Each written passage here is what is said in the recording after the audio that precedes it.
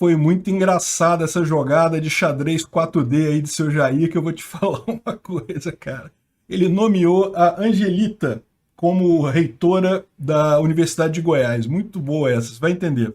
Essa notícia foi sugerida por Anderléo, Lúcio Zatombi e mais um monte de gente aqui. Obrigado a todo mundo que sugeriu a notícia. Obrigado a você que está assistindo o nosso vídeo. Se você gosta do nosso conteúdo, por favor, não esqueça de deixar o seu like e de se inscrever aqui no canal, né? Pois bem, olha só, para você entender essa notícia, eu preciso dar algum background antes para você entender como é que é a parada. Então eu vou dar um background primeiro. A notícia mesmo é simples, né? Havia uma lista tríplice para escolher a reitora, é prerrogativa do seu Jair escolher qualquer uma da lista tríplice, e escolheu a terceira colocada, que era a Angelita, essa professora que está apresentada aí na imagem, né? Mas qual que é a ideia? A ideia é a seguinte: toda universidade federal, toda universidade pública, ela tem essa ideia, né? Ela tem a chamada autonomia universitária, então ela pode se organizar do jeito que ela achar melhor.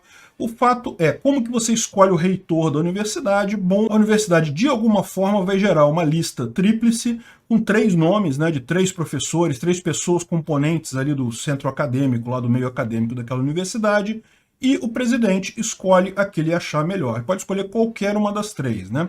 A lista tem uma ordem, né? Tem a primeira, a segunda e a terceira da lista. Isso não quer dizer necessariamente que seja obrigatório escolher uma coisa ou a outra.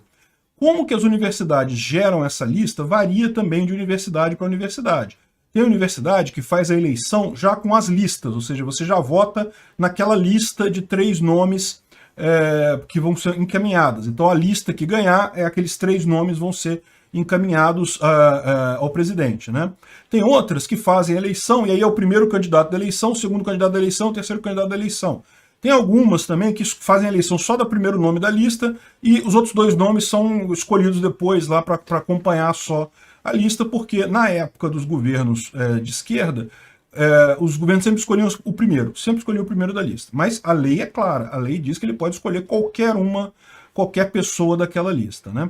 O que estava acontecendo na Universidade de Goiás? A atual reitora queria que ganhasse a vice-reitora, a Sandrama, acho que é assim que se pronuncia, desculpe se eu pronunciei errado, Sandrama Matias Chaves, que é a vice-reitora, eles queriam que ela ganhasse. Então, o que eles fizeram? Eu não sei se teve eleição, como é que foi o processo lá, não está claro, mas o fato é que ela foi a número 1 da lista, a Sandrama Matias Chaves, que segundo o Metrópolis, que é um jornal esquerdista pra caramba, não é militante de esquerda. Tá, depois dá uma procurada com o nome dela aí na internet, depois você me fala se ela não é militante de esquerda. Mas enfim, aí para compor a chapa, o que eles fizeram? Eles pensaram assim, não, poxa, a gente não pode dar chance ao azar, vamos botar 2 professoras que são absolutamente esquerdistas na chapa e que não têm nem pretensão política, não são ligadas ao grupo do poder que tem lá na UFG, na Universidade Federal de Goiás, e botaram então a Angelita Pereira de Lima, que é ligada ao PT, e a Carla Emanuela, que é ligada ao PSOL. Naquela ideia de que, não, o seu Jair vai escolher a Sandrama, porque bem ou mal ela não é ligada a partido nenhum, né, não tem ligação assim. As outras 2 estão ali só para evitar que ele escolha outro nome, só pode ser ela, coisa e tal. O seu Jair foi lá e fez o quê? Olha só, vamos combinar, é todo mundo esquerdista ali, faria 0 diferença ele escolher outra, não ia mudar nada. Ele escolheu uma que, no caso, ela justamente não tinha nenhuma intenção de ser reitora, não fez campanha para ser reitora, nada disso. É uma pessoa que estava lá jogada lá no canto e, né, botaram o nome dela justamente para ela não ser escolhida, né? Da mesma forma, a outra que estava lá. Aí o pessoal da esquerda ficou chateado. Dá para você ver o quanto machucou essa jogada do seu Jair, quanto pelo pessoal da esquerda que está chateado com isso, né? Olha só a notícia aqui do Brasil de Fato. Bolsonaro intervém na eleição da UFG. Como assim intervém, meu amigo? A eleição, a escolha é dele, ele tem direito de escolher na lista tríplice. Nunca, em momento algum, está claro que quem ganha a eleição vai ser o novo reitor. Está explicado já bem claramente ao tempo todo de que, olha, vai escolher um dos 3 que estão ali na lista, né? E aí tem não sei o que lá, fala que é resquício da ditadura militar e não sei o que lá. Olha só, o fato é, a lei é bem clara nesse sentido, não há nenhuma obrigação de se escolher o primeiro da lista, e está mais do que claro para todo mundo que as universidades se tornaram um antro da esquerda. é a forma que seu Jair está encontrando de tentar combater isso daí. Por quê? Porque ele escolheu essa mulher que não tem qualificação nenhuma para ser reitora lá da UFG. O que vai acontecer? O grupo em torno ali, que, né, lógico, vai se organizar com ela. Ela é amiga das outras ali. Ali é tudo um grupinho ali, não tem essa, né? Então, o que vai acontecer? Certamente vai se organizar. Mas repara, agora essa mulher tem poder. Ela vai poder exigir. Criou-se uma disputa de forças dentro da universidade, entre forças da esquerda, é verdade, não estou dizendo que foi alguém da direita, não, até porque se algum de vocês já participou de alguma eleição em universidade federal, sabe como é que é o esquema, né? É praticamente impossível um candidato que não seja de extrema esquerda. A gente não está falando nem de centro-esquerda, não, centro-esquerda já é impossível. É extremo, se não for extrema esquerda, qualquer outra coisa é impossível numa universidade federal. Mas, pelo menos, o que ele fez? Ele criou intriga entre os grupos de poder ali. Já tinha um grupo de poder bem estabelecido, agora ele botou ali um outro grupo ali para brigar com eles. Vai dar confusão, né? E ela pode, em tese, ela pode renunciar, tá?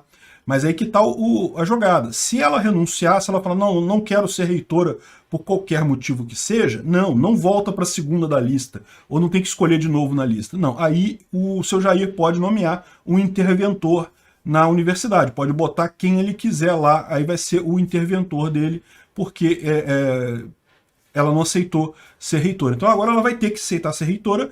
É lógico, o grupo que está lá no poder vai tentar ajudar ela, vai tentar encaixar ela na estrutura de poder, mas repara como eles criaram todo um problema ali dentro, né? Criaram toda uma disputa dentro da universidade. Dá para ver o quanto o pessoal ficou chateado justamente por isso, né? Porque estão chorando pra caramba aí. É muito engraçado mesmo. Tomara. Quem sabe um dia, eu acho que só quando privatizarem as federais mesmo que isso vai mudar. Virou um refúgio mesmo no pessoal de esquerda. Pessoal, a controvérsia sobre vacinação de crianças de 5 a 11 anos não acontece só aqui no Brasil não, tá? Está acontecendo na Inglaterra também, e a recomendação do governo lá foi não vacinar as crianças a menos que existam algumas condições, né? Vamos entender esse assunto aqui. Essa notícia foi sugerida por Diego, TTR, Johnny Silva e várias outras pessoas. Obrigado ao pessoal que sugeriu a notícia, obrigado a você que está assistindo o nosso vídeo. Se você gosta do nosso conteúdo, por favor, deixe o seu like, se inscreva aqui no canal, né? Pois bem, esse daqui é o comunicado oficial do governo do Reino Unido, o comitê lá da Covid, sobre a recomendação da vacinação de crianças de 5 a 11 anos, e é um comunicado bastante esclarecedor, né? O que eles falam aqui? Eles explicam uma série de considerações, o que eles consideraram nesse caso, e basicamente a principal consideração deles foi a seguinte: crianças de 5 a 11 anos têm um risco extremamente baixo de terem problemas derivados de uma infecção da Covid, né? Ou seja, pode acontecer, mas é um risco extremamente baixo.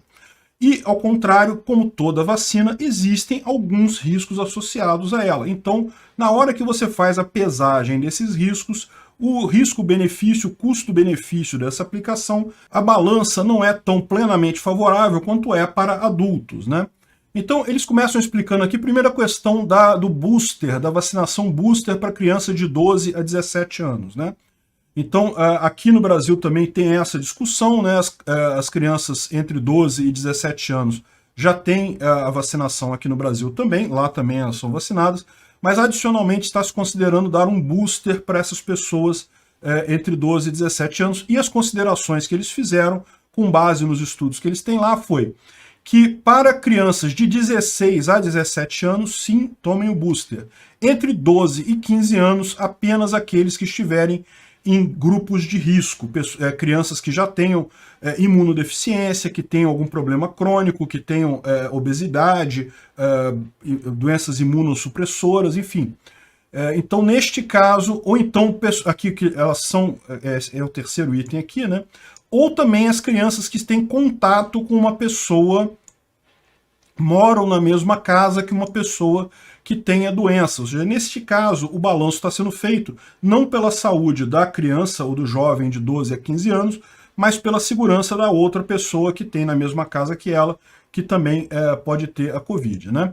E aí eles partem aqui, então primeiro falam da questão de 12 a 17 anos, e agora partem aqui para vacinação entre 5 e 11 anos. E aí eles explicam o que eles consideraram, né? O risco de hospitalização, de tratamento intensivo, né? Centro de tratamento, CTI, para crianças, mortalidade e problemas maiores e relevantes à Covid, foi considerado. A eficácia da vacinação da Covid em prevenir a infecção também foi considerada. A incidência e severidade de efeitos adversos seguindo a vacinação, com os dados, inclusive, de miocardite seguindo a vacinação, também foram considerados. E as estimativas da proporção das crianças entre 5 e 11 anos que já tiveram infecção de Covid e, portanto, se você já teve infecção de Covid, você não precisaria da vacina, também foi considerado. E foi considerado principalmente uma análise risco-benefício feita pela Agência de Segurança de Saúde do Reino Unido, né? Então eles consideraram todos esses pontos, como eu falei, é o que deve ser considerado desde o início. Você tem que fazer a avaliação do risco-benefício. Nenhum medicamento é 100% seguro, nenhuma doença é 100% segura também. Todas elas têm risco, você tem que ver o que é o menor risco neste caso, né? E daí eles fazem mais uma série de considerações aqui sobre porcentagem de crianças que desenvolvem problemas com a Covid, a seroprevalência em crianças, ou seja, quantas crianças já pegaram Covid, portanto, já têm anticorpos contra a doença, e daí fazem o balanço de risco e benefício aqui, e chegam à consideração final, que é essa daqui, ó. No presente momento, o comitê lá da Covid inglês considera que o balanço de potenciais benefícios e riscos em favor oferecer a vacinação para crianças de 5 a 11 anos que têm risco clínico, ou seja, aquelas crianças que já têm alguma doença séria, que têm obesidade, que têm algum problema de saúde que pode levar a complicações, elas devem receber a vacina. Crianças que estão no grupo 5 a 11 anos, que não estão em risco clínico, mas que tem uma pessoa dentro de casa, uma pessoa com problemas imunossupressores, né, uma pessoa com AIDS, uma pessoa com uma doença muito séria, coisa e tal, também devem receber a vacina, mas isso visando a indicação da segurança dessa outra pessoa que é imunossuprimida, né? Ou seja, o que eles estão dizendo aqui em última análise é que não se deve vacinar crianças de forma indiscriminada. O que você deve vacinar são aquelas que têm alguma comorbidade e aquelas que estão numa mesma casa de uma pessoa que tenha uma comorbidade séria também, que tenha problemas de imunossupressão, né? Aí eles falam que o resto é isso daí, eles falam que a dose é uma dose diferenciada, tem que ter o consentimento dos pais, e, enfim, e colocam aqui as evidências todas que eles consideraram, risco de miocardite e etc., tudo que eles consideraram aqui para chegar a essa consideração, né? Então, eu acho importante trazer isso daqui, porque eu tenho visto muita gente aqui no Brasil numa discussão altamente estéril, né? Ah, não, especialista disse, especialista falou que tem que vacinar as crianças, que não sei o que lá, e tem especialista que diz que não tem, e não sei o que lá. E no final das contas, isso aqui me parece uma análise muito mais razoável, porque é o que tem que ser feito, é a avaliação risco-benefício. Você tem benefícios de vacinar as crianças? Sim, claro, elas evitam pegar Covid, ou se pegarem Covid, terão um desenvolvimento muito menos crítico. Mas você tem riscos também. Então, ou seja, qual que é o melhor nesses casos, né? E só para complementar também essa discussão aqui, houve um estudo na Alemanha que mostrou que não houve nenhuma morte entre crianças saudáveis na Alemanha de 5 a 11 anos em função da Covid. A gente sabe que a Covid ela é menos grave quanto menor a idade da pessoa. Então, crianças raramente desenvolvem situações graves de Covid, né? Aqui no Brasil se reportou 300 mortes de Covid, mas a questão toda a gente sabe que o registro das mortes é feito meramente com o fato de estar com Covid. Não necessariamente a pessoa morreu em função da Covid, né? Pode ter, no mínimo, efeitos adicionais aí. E o que a gente está vendo da Alemanha é que, tudo bem, tem uma população muito menor que a do Brasil, mas ainda assim uma população grande, é que lá não teve nenhum caso de uma criança saudável que tenha morrido de Covid, segundo o estudo que eles mostraram aqui nesse artigo, né? Ou seja, o ponto central aqui é, de fato, o risco para crianças é muito pequeno. E, como eles deixam bastante claro aqui, isso aqui é um documento oficial do governo em inglês. Vocês sabem, a minha opinião, eu, enquanto anarcocapitalista, considero que documentos oficiais de governos não servem para nada, mas o meu objetivo aqui é sensibilizar as pessoas que acreditam nessas coisas. Então, se você acha que governos atuam com ciência, e na boa, do que eu vejo aqui, o que está mais razoável, a avaliação essa daqui, os caras fizeram de fato um estudo de risco-benefício para tomar essa decisão, e essa aqui é a decisão oficial do governo inglês, tá? Não vai haver informação para todas, vacinação para todas as crianças de 5 a 11 anos. Eles não recomendam esse tipo de vacinação. E talvez fosse uma coisa que o pessoal aqui no Brasil devesse considerar também. Você que tem uma criança de 5 a 11 anos deveria considerar esse tipo de estudo, né? De novo, do ponto de vista libertário, o único ponto central nessa história de vacina é: não pode ser obrigatória em situação alguma. A vacina, como qualquer outro tratamento médico, eu não sou especialista em vacina, não vou saber dizer se ela é boa, se é ruim, se vale a pena, se não vale a pena. Eu estou me referindo a pessoas que se dizem especialistas aqui. O único ponto que eu faço sempre nessa história: jamais pode ser compulsório. Quando eu digo compulsório, eu não digo apenas que seja compulsório do tipo, você não pode forçar a pessoa, como é o entendimento do STF, mas mais do que isso, você não pode limitar a pessoa de forma que ela não tenha outra opção que não seja se vacinar. Você pode limitar as pessoas, por exemplo, a entrar em bares e restaurantes e cinemas? Perfeitamente. Ninguém morre se não entrar num restaurante, num bar, num cinema. Mas você não pode, por exemplo, proibir as pessoas de viajarem, porque as pessoas precisam viajar, elas trabalham, elas podem precisar de um tratamento, elas podem precisar viajar por uma série de motivos. Se você proíbe as pessoas de viajarem por conta de vacina, você está forçando a vacinação. Então existe um ponto muito importante nessa história toda aí, principalmente quando se considera no caso de crianças. Porque crianças, se você falar assim, não, a escola A só vai aceitar crianças vacinadas. No livre mercado isso é perfeitamente razoável. Por quê? Porque se você é pai e a sua criança está naquela escola e você não quer vacinar ela, você move ela para outra escola que aceite crianças que não vacinam, né? Agora, se o governo estabelece uma determinação de que todas as escolas têm que requerer vacinação, você cai no caso de que, não é forçada, mas é basicamente a mesma coisa, é compulsória da mesma forma, toda criança precisa estudar. Você está proibindo a criança de se desenvolver por conta de uma decisão sua. Então isso é errado do ponto de vista da ética libertária.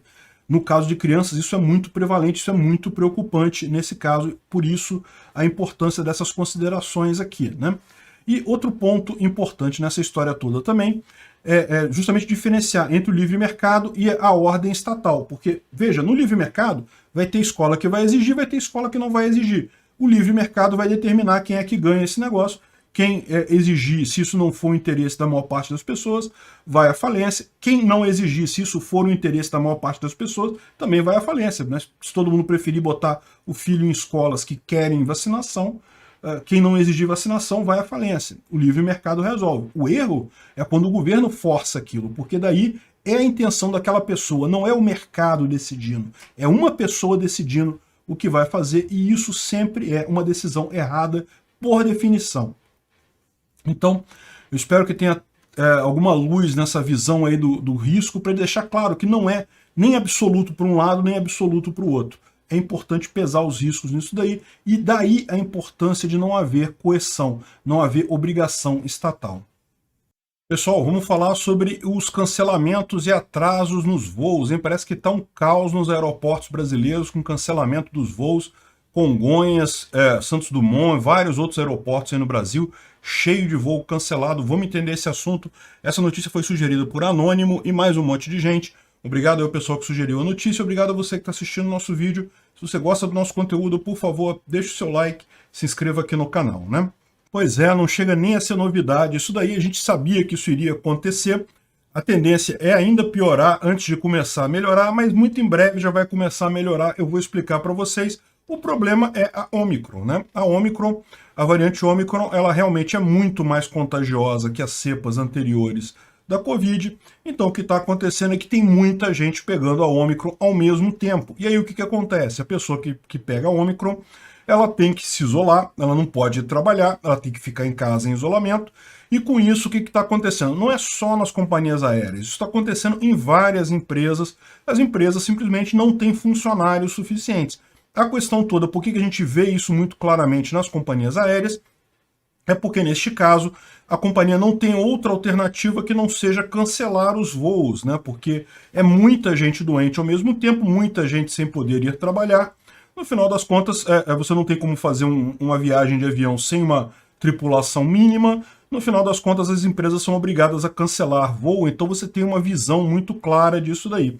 Mas isso não está acontecendo só nas companhias aéreas, não. Se você for no seu restaurante preferido, você vai ver que pode ser que tenha menos garçom que o normal lá. Se você for na concessionária, vai ter menos vendedor que o normal. Por quê? Porque está todo mundo doente com Covid, né? Não é que seja uma coisa grave, a gente sabe, a variante Ômicron ela é muito leve para todo mundo. Então, as pessoas pegam... É uma gripe, na verdade, assim, não dá para distinguir de uma gripe normal. E no final das contas, depois elas voltam, mas nesse período elas têm que ficar sem ir trabalhar, né? E veja, está acontecendo no Brasil agora, né? Essa notícia aqui foi do dia 10, ou seja, 2 dias atrás. Parece que ontem piorou a situação, então tinha mais voos cancelados ainda. 200 voos cancelados ao longo do mês de janeiro é praticamente nada, tá? O Brasil tem mais de 2.000 voos por dia, então 200 cancelados num mês inteiro não faz muita diferença assim, mas parece que a situação se agravou ontem e a expectativa é ela se agravar mais ao longo dos próximos dias, que a gente deve atingir o pico de contaminação com a Ômicron, e depois a coisa deve melhorar, né? A gente teve a mesma visão há um pouco tempo atrás lá nos Estados Unidos. Olha só, lá chegaram a ser 28 mil voos cancelados, porque justamente por questão de pessoas com Covid, né? Isso aqui a gente está falando também de alguns dias atrás, aí, lá em janeiro. A pandemia, a infecção da Covid, da Ômicron lá nos Estados Unidos está um pouco mais adiantada que aqui no Brasil, mas eles tiveram uma vantagem lá, justamente que eles perceberam isso antes e fizeram algumas alterações que a gente vai falar daqui a pouquinho sobre elas, né? Antes disso, foi na Inglaterra. A Inglaterra, que a gente está vendo 26 de dezembro, então, ou seja, na época do Natal, também teve dezenas de milhares de voos foram cancelados na Inglaterra, exatamente o mesmo problema. Lá a Ômicron começou um pouco antes do Natal, começou no início de dezembro, então eles tiveram um pico mais ou menos entre o Natal e a virada do ano, e agora já estão decaindo o número de infecções da Ômicron, tá? A grande vantagem, né? Vamos colocar assim, o lado positivo da Ômicron é esse. Além da doença ser leve, ela é tão contagiosa que ela contagia todo mundo, e aí rapidamente não tem mais como ela contagiar ninguém, ela acaba diminuindo o número de infecções, né? Então, ou seja, aconteceu na Inglaterra na época do Natal, aconteceu nos Estados Unidos mais no início do ano e está acontecendo no Brasil. Vai piorar aqui no Brasil, tá? As coisas ainda vai ficar mais complicado, os voos ainda. Então, a recomendação para todo mundo é, se você tem algum voo próximo, entre em contato com a sua companhia aérea, veja se o seu voo ainda está de pé, se você precisa, se vai alterar a data e coisa e tal. É lógico, não adianta ver isso com muita antecedência, porque nessa altura do campeonato eles não sabem, por exemplo, voos daqui a 2 semanas e coisa e tal, né? Fiquem tranquilos, eu devo ir a São Paulo daqui a umas 2 semanas, né, no dia 27, para minha aparição lá no Flow Podcast, mas se não tiver voo, se os voos estiverem cancelados, se tiver problema, eu já marquei o voo justamente para o dia cedo, para o dia 27 cedinho, porque se eu não conseguir viajar de avião, eu pego um carro, pego um Uber aqui, vou até São Paulo, perfeitamente razoável, dá para chegar lá a tempo de fazer a aparição lá, então está confirmado de qualquer forma, não tem problema nenhum. Agora, a questão toda é, se você vai viajar, dê uma checada, veja se sua viagem está ok, se não, faça aí o arranjo necessário para conseguir garantir que você vai ter o seu voo, né? E bom, aí uma coisa que aconteceu lá nos Estados Unidos, que agora está acontecendo aqui no Brasil também, o que os países fizeram para combater esse negócio da Ômicron, né? E aí é uma coisa que chamou muita atenção dos americanos isso, né? Eles reduziram os dias de isolamento, né? Então, aqui no Brasil você tinha a recomendação de 15 dias de isolamento. Se você pegou Covid, você deve ficar 15 dias isolado. Não vai trabalhar, não saia, fique em casa 15 dias isolado. Isso eu acho que é uma coisa razoável, tá, gente? É o que eu falo para vocês. Eu acho que é uma besteira essas medidas de lockdown, de proibição de não vacinados, tudo é uma besteira. Mas eu acho que se você tá com a doença, o razoável é realmente você se isolar. Você não, né? O meu grande ponto sobre, por exemplo, o Djokovic lá na Inglaterra, o pessoal fala, não, mas ele não está vacinado, ele é um risco para as outras pessoas. Não, meu amigo, se ele não está contaminado, ele não é um risco. Ele não tem risco nenhum para as outras pessoas se ele não está contaminado. Agora, se ele está contaminado, ele deve, evidentemente, fazer o isolamento. Isso é o que se espera de qualquer pessoa, é bastante razoável isso.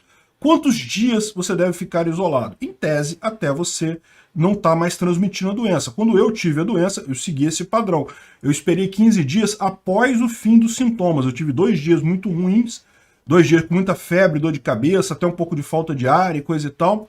Aí depois eu fiquei mais uns 5 dias, assim, mais ou menos, assim, sentindo falta de gosto, ainda um pouco mal. Depois disso eu contei 15 dias, depois que desapareceram os sintomas, e voltei ao convívio humano depois de 15 dias. Né? No total, deu uns 20, 22 dias que eu fiquei fora do ar, lá em dezembro de 2020, quando eu peguei a Covid. Então, 15 dias me parece perfeitamente razoável o intervalo. Aí agora, isso aqui que causou muita coisa nos Estados Unidos. Lá eles também tinham uma recomendação de 15 dias e baixaram para 5 dias. Por que eles baixaram para 5 dias? Né? Porque justamente está causando um problema nos voos. Né?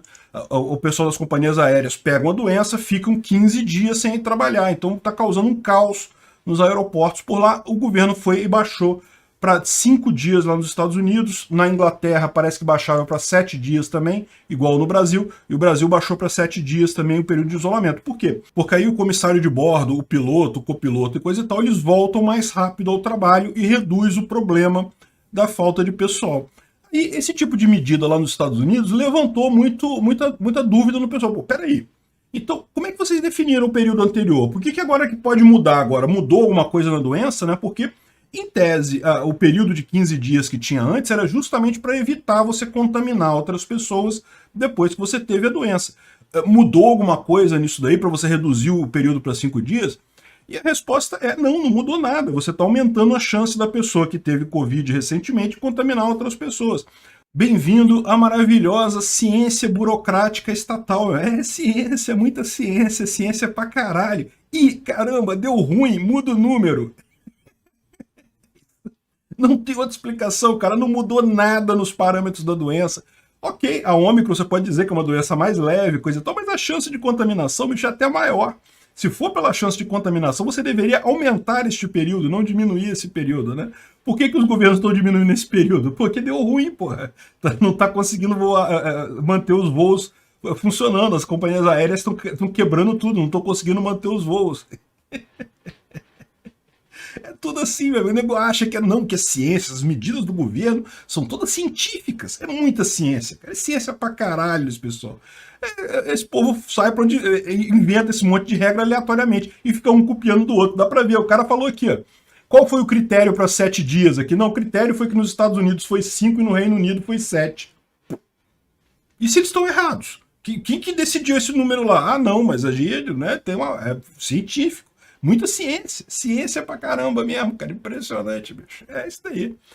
Bom, gente, não se preocupem, tá? A Ômicron, isso não vai mudar nada. A Ômicron é muito leve, não tem problema nenhum. Só toma cuidado no seu voo, verificar se o seu voo não foi cancelado. Faça os seus ajustes aí antes, para não ser surpreendido no aeroporto, que é a pior situação possível. Pessoal, vamos falar sobre a onda de calor e falta de energia elétrica em Buenos Aires, hein? Lá na Argentina, o negócio tá feio e pior, tá vindo aqui para o Brasil. Essa notícia foi sugerida por Tuba Hoffbard, Anônimo e várias outras pessoas. Obrigado aí a todo mundo que sugeriu a notícia. Obrigado a você que está assistindo o nosso vídeo. Se você gosta do nosso conteúdo, por favor, deixa o seu like, se inscreva aqui no canal, né?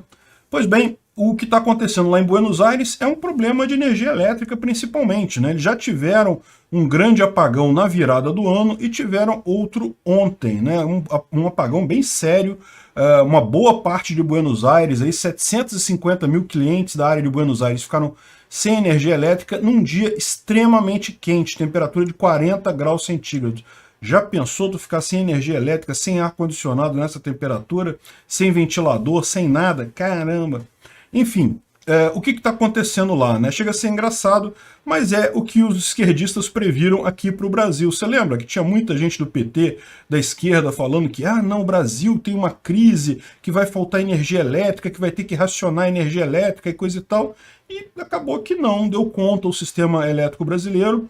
O seu Jair tinha falado que confiava que ia dar conta, que ia chegar até o verão, e de fato chegou até o verão, choveu e já repôs uma boa parte do nível dos reservatórios, ou seja, ele estava correto na decisão dele de não criar tarifas, não fazer racionamento, não fazer nada. O pessoal queria que ele fizesse isso seria muito usado contra ele politicamente, mas ele tomou a decisão certa e não tivemos problemas por aqui. Curiosamente, o país do lado, que é dirigido por esquerdista, que adotou todas as políticas que o pessoal esquerdista queria que fossem adotadas por aqui, olha só que coisa, eles estão com falta de energia elétrica, estão tendo apagão ao longo dos dias lá, várias vezes, como eu falei, teve na passagem do ano, teve agora. E por quê? Porque o sistema elétrico deles está no limite. E aí chegou essa enorme onda de calor lá em Buenos Aires, temperaturas de 40 graus em Buenos Aires, o que não é comum, até ultrapassou isso, está acima dos 40 graus. E daí o pessoal, todo mundo liga ar-condicionado, e o que acontece? Você tem o problema de a energia elétrica não chega, não produz o suficiente para atender a demanda toda lá, né? Então, isso é um problema que mostra a falta de investimentos que eles têm lá. Evidentemente, a questão toda da Argentina a gente sabe, o problema econômico todo que tem lá, derivado exatamente das políticas de esquerda. E o que a gente tem que se preocupar, né? A gente tem que se preocupar porque essa onda de calor que tá aqui, ó, chegou a 41 graus lá, na Argentina. Imagina no Brasil, para onde é que não vai, né? E essa é a nossa preocupação, tá? Aqui, ó, a grande onda de calor que tá lá na Argentina agora tá para chegar no Brasil. Deve vir para a região sul primeiro, lógico, e evidentemente a gente não sabe ainda, mas pode chegar até o sudeste, né? Segundo alguns modelos lá do NOAA nos Estados Unidos, as máximas podem chegar de 45 a 50 graus. Mas o pessoal está lembrando aqui que esses modelos costumam exagerar, tipicamente é um pouco menos do que isso daí, né? Então, realmente, 50 graus, eu nunca vi esse tipo de temperatura aqui no Rio, a não ser em Bangu, lá dá 50 graus. Mas aqui no resto do Rio de Janeiro eu nunca vi esse tipo de temperatura, né? Ou seja, se prepara, essa semana tem realmente um aumento nas temperaturas, já deve estar subindo a temperatura lá, e a expectativa é que isso aumente ao longo dos próximos dias e pode sim chegar no sudeste, essa onda de calor aí. Aqui primeiro ele está falando do Rio Grande do Sul especificamente, mas existe a possibilidade disso chegar em mais estados mais para cima, né? Bom, eu não creio que exista problema aqui no Brasil de falta de energia elétrica. O pior a gente já superou, porque já entramos na época de chuva novamente, tem chovido bastante aqui no Sudeste. Aliás, isso é até um motivo de preocupação, vocês têm visto aí as notícias de Minas Gerais, da Bahia, coisa e tal, muita chuva, está causando até deslizamentos, inundações e coisa e tal. Então é uma outra preocupação, mas por esse aspecto, realmente, o fato de estar chovendo bastante ajuda na questão da geração de energia elétrica, e como o sistema brasileiro ele é todo interligado, isso não deve gerar problema de falta de energia elétrica, né? Sem dúvida alguma vai aumentar o consumo, prepara seus ar-condicionado aí, porque vai ser necessário, realmente um absurdo isso daí. Agora, o curioso é justamente isso, né? Ok, a onda do calor tá aí, era para vir mesmo, tá esperada mesmo. E olha só que coisa, né? A esquerda brasileira falando que ia ter falta de energia no Brasil, não teve, mas teve lá no quintal deles na Argentina. Que coisa, né? Pessoal, vamos falar sobre a resposta do Neil Ferguson lá no Roda Viva para Vera Magalhães, que foi realmente muito engraçada. Verinha tá procurando até agora a dignidade dela jogada no chão lá do Roda Viva. Vamos entender esse assunto. Essa notícia foi sugerida por Louman e mais um monte de gente. Obrigado aí a todo mundo que sugeriu a notícia. Obrigado a você que está assistindo o nosso vídeo. Se você gosta do nosso conteúdo, por favor, deixe o seu like, se inscreva aqui no canal, né? Pois bem, o Neil Ferguson, ele é um historiador americano. Ele escreveu o livro Doom, The Politics of Catastrophe. Então, ele não é um infectologista, não é nada disso. Ao contrário, ele é um conservador, ele é voltado para as pautas conservadoras. E ele deu uma resposta para Vera Magalhães que realmente deixou o pessoal aqui meio que... deixou o pessoal da Roda Viva meio que sem ar, sem saber o que responder, né? Em termos de novidade, A gente já sabe, não tem novidade nenhuma, né? Basicamente o que ele falou é, se fosse Bolsonaro, se fosse outra pessoa, não faria diferença a pandemia no Brasil. E é mais do que verdade, é óbvio isso para qualquer pessoa, não é óbvio só para quem é de direita, para quem é bolsonarista, não. É óbvio para qualquer pessoa que veja a situação. Eu olho para isso e vejo isso obviamente também. É só você ver os países ao redor da gente. Quem que foi melhor que o Brasil na pandemia? Não teve nenhum. A Argentina adotou todas as medidas que os esquerdistas aqui queriam que fossem adotadas e mudou alguma coisa? Nada. Teve situações lá que foi muito pior do que aqui no Brasil. O Peru, mesma coisa. Mas olha só a resposta dele para Vera Magalhães, hein? Eu vou tocar o trechinho aqui, depois eu faço o comentário. Eu queria retomar a discussão do bloco anterior, que estava boa e gerou um debate aqui entre os entrevistadores no intervalo. Porque aqui no Brasil, todas as decisões do Ministério da Saúde dependem majoritariamente do presidente da República. Ele, inclusive, trocou de ministro da Saúde no curso da pandemia, ou seja, no intervalo de pouco mais de um ano, a gente teve 4 ministros da Saúde, porque nenhum deles, os anteriores, se encaixava exatamente no que o presidente queria. E o último deles a ser demitido agravou enormemente a pandemia justamente porque fez o que o presidente da República queria. Então, num país assim, tão dependente da vontade do seu governante, em que o governante adota um negacionismo explícito, inclusive em relação às vacinas e à sua compra, não se torna inválido o que o senhor falou a respeito da pouca importância do peso da liderança no agravamento da crise? Well, I don't want to get drawn into the details of Brazilian politics. I'm an American-based academic and haven't been to Brazil for more than 2 years. Bom, ele começa cauteloso, falando que, olha só, eu não sou especialista em política do Brasil, seria realmente leviano dele sair falando como um especialista e coisa e tal. Não fui no Brasil há muito tempo, mas... Clearly, it has been a recurrent theme of media coverage of Brazil that President Bolsonaro intervened even more than I think Donald Trump did in the Brazilian public health response.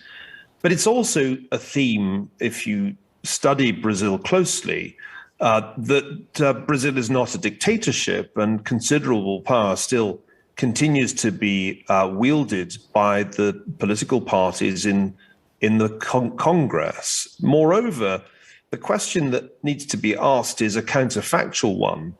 Would Brazil have avoided significant excess mortality with a different president? You can ask the same question about the United States. Would things have been different in 2020 if someone else had been president, if Joe Biden had been elected earlier, or if somehow Hillary Clinton had been elected in 2016? And I think the answer is that it would have been somewhat different. It might have been somewhat better with a non-populist president, but I don't think it would have been massively different.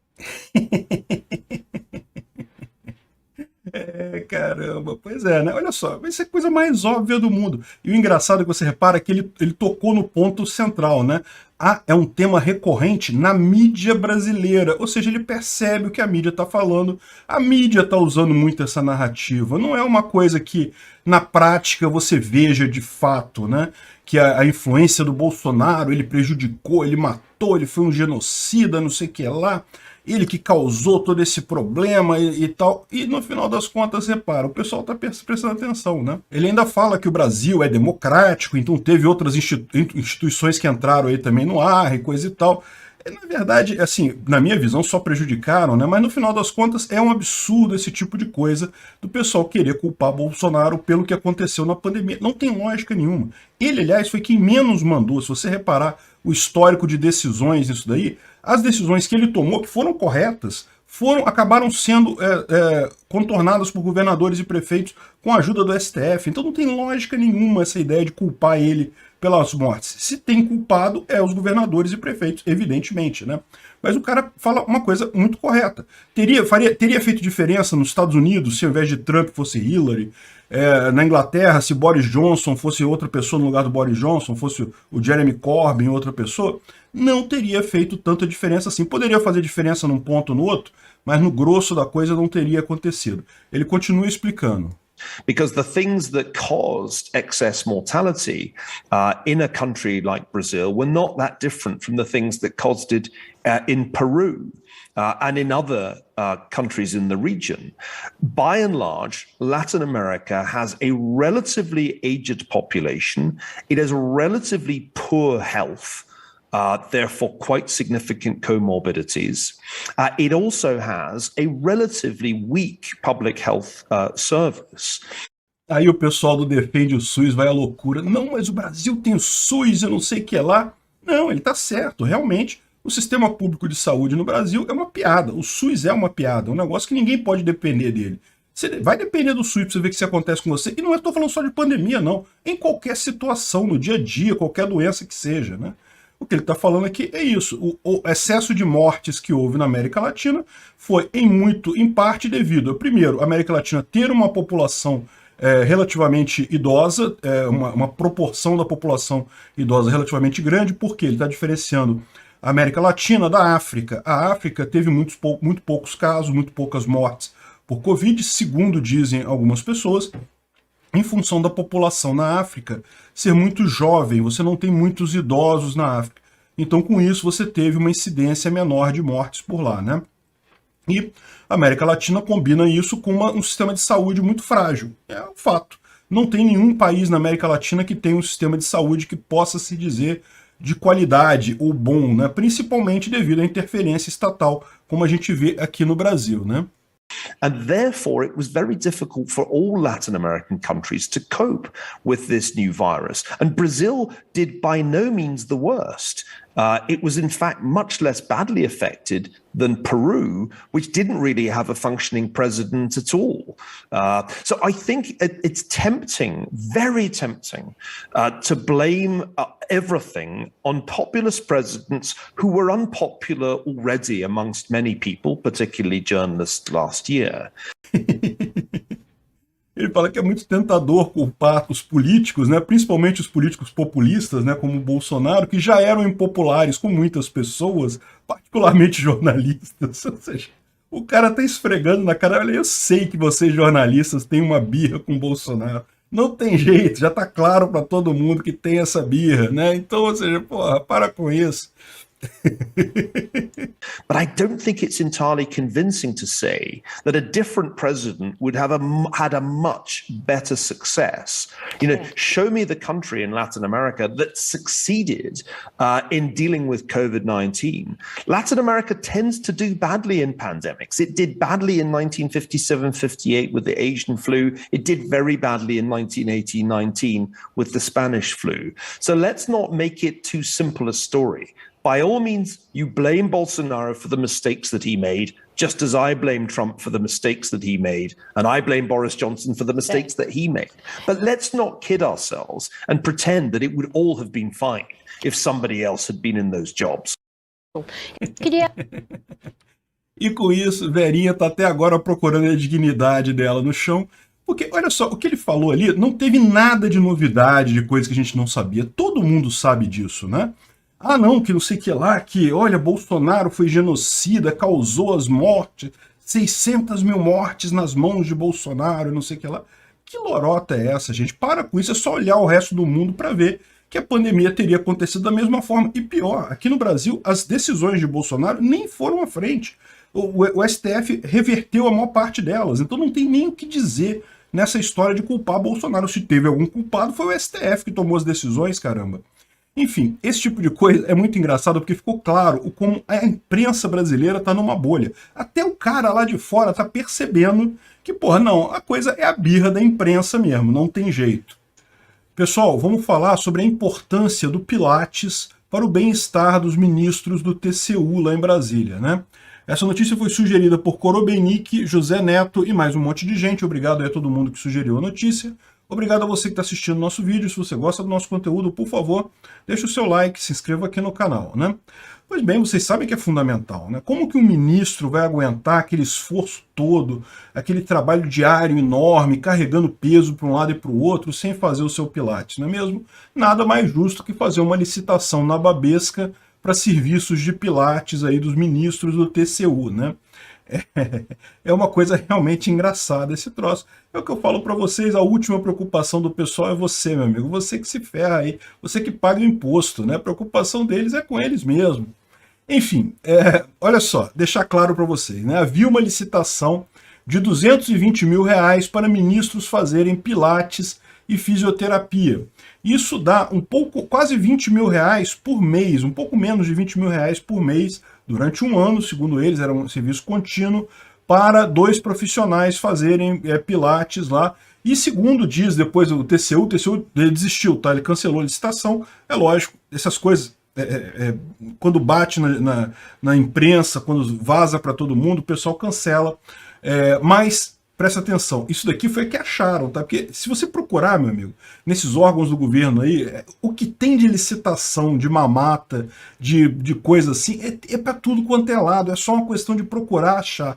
A questão toda é essa, quando aparece na mídia, aí eles vão lá e cortam a coisa e tal. Se não aparecesse na mídia, meu amigo, tava tranquilinho, alguém tinha sido contratado para fazer isso.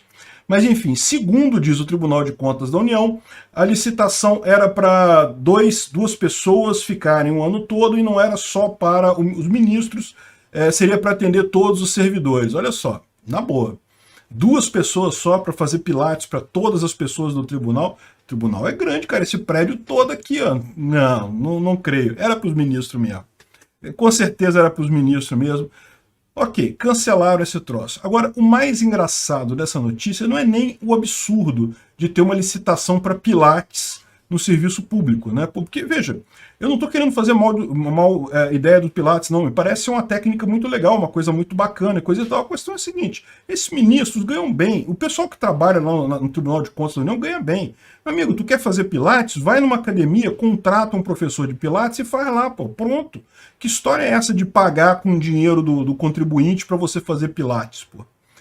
Mas enfim, então assim, eu acho importante, só que eu não acho que lógico que deva ser pago dessa forma, né? Agora, uma coisa que chama atenção nesse caso é o seguinte, é o problema que eu falo. Como que o governo é incapaz de fiscalizar o próprio governo, né? Por quê? O que é o TCU, no final das contas? Tribunal de Contas da União. É um órgão que, na verdade, é um órgão legislativo. Ele não é um órgão do judiciário, do Poder Judiciário. Ele é ligado ao plenário, ao legislativo, à Câmara, ao Senado, esse pessoal aí. Por que existe o TCU? O TCU existe porque, entre as atribuições lá da Constituição para o Poder Legislativo, está o de fiscalizar o Poder Executivo. Então, as contas do Poder Executivo são fiscalizadas pelo Legislativo. Agora, você sabe qual que é a lambança que é o Legislativo, aquele pessoal lá, um querendo roubar mais propina que o outro, discutindo com o outro, sabe como é que é o Legislativo, né? Então, eles tiveram a ideia de, vamos fazer o seguinte, vamos criar um órgão para fiscalizar essas contas. Então, arrumaram um órgão lá, construíram um prédio, botaram um monte de gente lá dentro e coisa e tal, todo mundo ganhando bem, não tem ninguém que ganha mal ali não. Um monte de gente ganhando bem e coisa e tal para fiscalizar as contas do governo.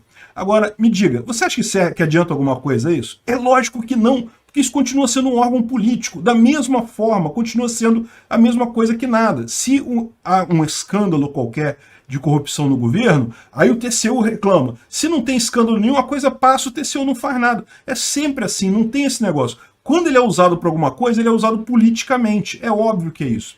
E o pior não é isso, né? Porque, em tese, ele não é o único órgão que tem para fiscalizar o governo. Por quê? Porque o próprio governo criou um órgão, o próprio executivo criou um órgão chamado Controladoria Geral da União. O que faz a CGU, que é a Controladoria Geral da União? Ele faz, em tese, a mesma coisa que o TCU, só que faz dentro do próprio governo. Então, repara, o executivo ele tem 3 órgãos para controlar o gasto dele, né, o quanto que ele gasta. Primeiro tem a CGU, que é dentro do próprio Executivo, depois tem o TCU dentro do Legislativo, e por final, como tudo isso está sujeito ao Judiciário, o Judiciário ainda pode controlar ainda gastos do governo, ainda pode decidir se pode ou não pode gastar alguma coisa o governo. A gente viu recentemente o plenário do Supremo dizendo que não podia pagar a emenda XYZ lá, emenda do relator, não sei o que lá, um negócio desse assim. Ou seja, no final das contas, o governo faz isso, ele gasta dinheiro só com o pessoal amigo dele, né? E aí quando ele cria um órgão para controlar o gasto dele, o que acontece? Esse órgão automaticamente se torna político e imediatamente se torna ineficiente. Em que sentido? Se for uma gastança que está de acordo com a política do pessoal que está nesse órgão, tá beleza, vão fechar o olho, ó, eles não enxergam nada, cara, pode passar um caminhão na frente deles, eles não vão enxergar nada. Se for alguma coisa que politicamente não interessa a eles, aí sim eles entram em campo. Ou seja, no final das contas vira mais um joguete político. E daí o TCU também faz essa avaliação do legislativo, é a mesma coisa, é uma coisa puramente política. Olha o caso da privatização da Eletrobras, está parada no TCU, porque o TCU tem que carimbar um negócio numa folha lá, mas aí o cara que tem que carimbar a coisa na folha é um cara que pegou os ministros do TCU também são pela vida inteira, tá igual o pessoal do TSE, desculpa, do STF. Eles entram e vão até se aposentarem, então o pessoal lá fica um tempão, tem gente do PT lá dentro pra caramba e coisa e tal, então é um desses caras esquerdistas, o cara pronto, sentou em cima do carimbo, ninguém mais viu o carimbo dele, não sabe como fazer para carimbar o documento lá, e é isso daí, o cara não aparece para fazer isso. Tem algum motivo lógico? Tem alguma... realmente ele tá fazendo prestação de contas, tá avaliando. Ele, porra nenhuma, meu amigo. Você acha que vão avaliar alguma coisa? É puramente político. E aí você chega no judiciário, é a mesma coisa, é puramente político. O judiciário bloqueia coisas que justamente não interessa politicamente aí. No final das contas, vira tudo um joguete político entre as forças que estão ali, o interesse das pessoas que estão ali. Você acha que o seu interesse importa para alguém lá? Para com isso, meu amigo. A menor das preocupações deles é essa. Aí que vem essas coisas aqui, é o que eu falo, esse negócio de 220 mil, isso é pequeno, cara. Isso aqui é merreca, na verdade. Isso aí é um peido no orçamento lá do TCU. E olha, e tem gente falando em criar um outro órgão para controle de despesa. A ideia é sempre essa. Não, o governo não está funcionando, está tendo muita corrupção. Vamos criar um órgão para controlar tudo, para não ter corrupção.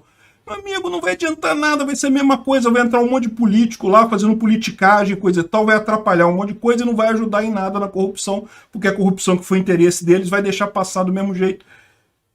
Não tem jeito, cara. É o que eu falo sempre, a estrutura do governo tá errada. Não é isso aqui, é uma besteira, isso aqui é irrisório, isso aqui não quer dizer nada. O problema todo é a estrutura do governo. Você só pode ter governos voluntários, governos que não cuidem do dinheiro da população e que você só pague impostos se você concordar com isso, se você quiser pagar impostos. Fora disso, meu amigo, é ladroagem. Isso não tem outro nome. Obrigado por assistir o vídeo até o final. Além de curtir, compartilhar e se inscrever no canal, considere se tornar patrocinador com valores a partir de R$ 1,99. Clique no botão Seja Membro abaixo para saber as condições e vantagens de patrocinar o canal. Mais informações sobre o nosso projeto, visite nossos sites indicados na tela.